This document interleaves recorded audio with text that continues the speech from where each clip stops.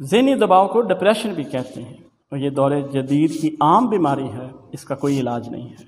دنیا جتنی ترقی کرتی جا رہی ہے اتنی ہی یہ بیماری روز بروز لوگوں میں بڑھتی جا رہی ہے۔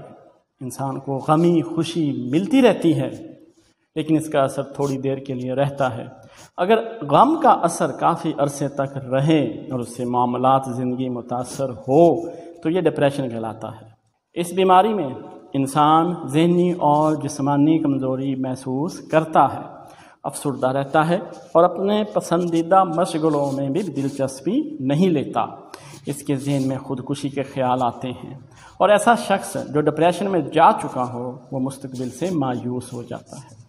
خواتین میں ڈپریشن مردوں کی نسبت زیادہ ہونے کا امکان ہوتا ہے، کیونکہ خواتین اپنی چیزوں سے زیادہ دوسری خواتین کی چیزوں میں دلچسپی رکھتی ہیں اور احساس محرومی کا شکار ہو جاتی ہیں، اور ہر وقت ناشکری کے کلمات ادا کرتی رہتی ہیں۔ اس وجہ سے وہ ڈپریشن کا شکار ہو جاتی ہیں۔ سوشل میڈیا پر اگر ہم دیکھیں تو چھوٹی سی خبر کو بڑا سنسنی خیز بنا کر پیش کیا جاتا ہے، جس سے بچوں کے ذہنوں پر اثر پڑتا ہے۔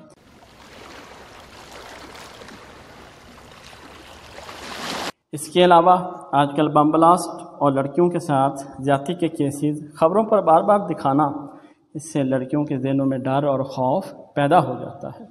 اس وجہ سے وہ اپنے اندر خوف بٹھا لیتی ہیں اور باہر نکلنے سے آگے بڑھنے سے ڈرتی ہیں۔ ڈپریشن سے بچاؤ کے بہت سے طریقے ہیں، ان میں سب سے پہلے تو یہ ہے کہ ہمیں اللہ کا شکر ادا کرنا چاہیے، تمام نمازیں پڑھنی چاہیے، وقت پر کھانا کھانا چاہیے، ہر بات کو مثبت انداز میں سوچنا چاہیے، منفی زاویہ سے کسی چیز کے بارے میں نہیں سوچنا چاہیے۔